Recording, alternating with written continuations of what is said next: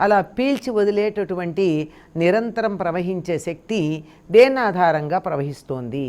హంస ఆధారంగా ప్రవహిస్తోంది. అందుకే సరస్వతిని హంసవాహన అని చెప్పారు. ఎవరి సరస్వతి? సో హం అనే దాంట్లో హల్లులు తీసేస్తే, సోలో సా తీసేసి హంలో హా తీస్తే ఏం మిగిలింది? సోలో ఉన్న ఓ, హంలో ఉన్న మిగిలి ఓం అని.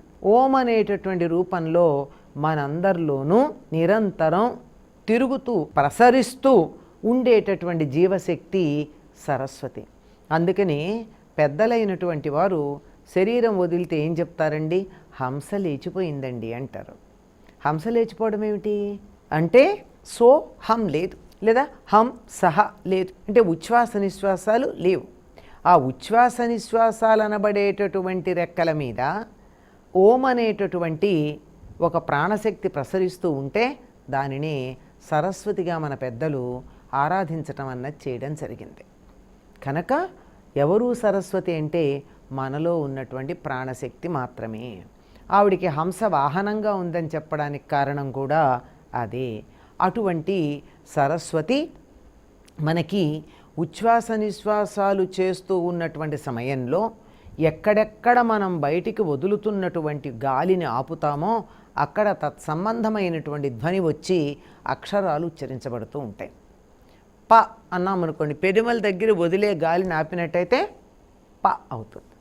కంఠం దగ్గర ఆపినట్టయితే క అవుతుంది. అంటే గాలి పీల్చి వదిలేదాన్ని బట్టే కదా ఉచ్ఛ్వాస నిశ్వాసాలు వస్తాయి. కనుక సరస్వతి హంసవాహన అనే పేరుతో మనకి చెప్పడం జరిగింది. ఈవిడ ఎలా ఉంటుంది? శ్వేత పద్మాన్ని ఆసనంగా అధిష్ఠించి, అంటే మన హృదయం అనేటటువంటి పద్మం అక్కడ ఉండి, వీణ దండం కమండలం అక్షమాల ధరించి అభయముద్రతో ఉన్నట్టుగా మనకు అనేకమైనటువంటి రూపాల్లో కనపడుతూ ఉంటుంది. సాధారణంగా మనం సరస్వతిని గుర్తించటానికి ఒక బండ గుర్తు లేక ఒక కొండ గుర్తు అని చెప్తామే, అది చేతిలో ఉన్నటువంటి వీణగా మనకి చెప్పుకుంటూ ఉంటాం. అటువంటి వీణాధారి అయినటువంటి ఆ వీణ ఏది? వేరే ఏదో వీణ కాదు.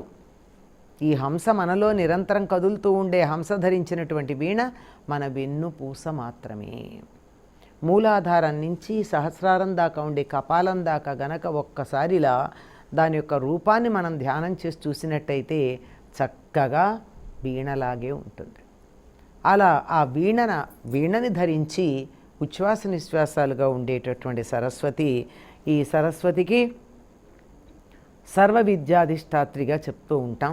సరస్వతి అనుగ్రహం ఉంటే మాత్రమే చక్కని విద్య రావడం జరుగుతుంది. ఆ విద్యని ప్రసాదించేటటువంటి ఆ తల్లిని అందరం కూడా ప్రార్థించుకోవాలి. సరస్వతి అనుగ్రహం ఉంటేనే ఇప్పటి వరకు గొప్ప సాహితీవేత్తలుగా పరిగణించబడినటువంటి వాళ్ళందరూ చక్కని రచనలు చేయగలిగారు. అటువంటి సరస్వతి రూపంలో కనకదుర్గాదేవి దర్శనమివ్వబోతూ ఉన్నది. ఆ తల్లిని దర్శించుకుని అనుగ్రహానికి మనం పాత్రులమగుదుముగాక.